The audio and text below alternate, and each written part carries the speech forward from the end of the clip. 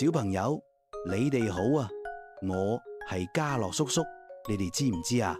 原來聖人唔淨係喺歐洲，喺亞洲都有好多好多聖人㗎。今日我就同你哋介紹一位啦。聖卡隆索德喺1654年出世，地方係菲律賓宿務嘅吉納蒂蘭市。佢細個就接受咗教會嘅培育，做咗輔祭同教理導師。雖然年紀好細，但係佢對天主有好深嘅信德，仲好渴望將福音帶俾更多人。到咗17歲嘅時候，佢跟住耶穌會士聖狄亞哥維多利亞神父去咗關島，開始咗傳教使命。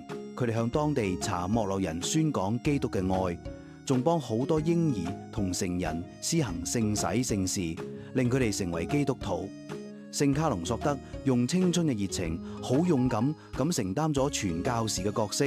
不過因為佢哋宣講同施洗，有啲當地人唔接受。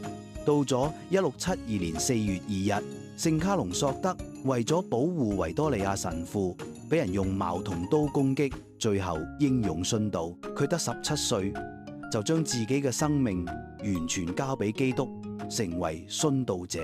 教會之後尊佢做青年慕道者、輔祭同海外菲律賓人嘅主保聖人。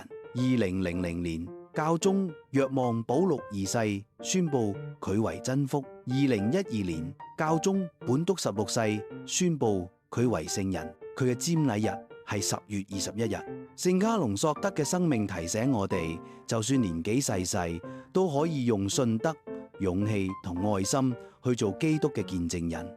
佢嘅殉道係一個呼召，邀請我哋喺日常生活勇敢咁活出信仰，成為天主嘅工具。好似聖卡隆索德咁，我哋都可以喺學校、家庭同朋友之間，透過善行同祈禱，分享基督嘅光。小朋友，你哋願唔願意好似聖人咁，每日勇敢咁活出信仰，成為天主嘅工具呢？下次再見啦，拜拜。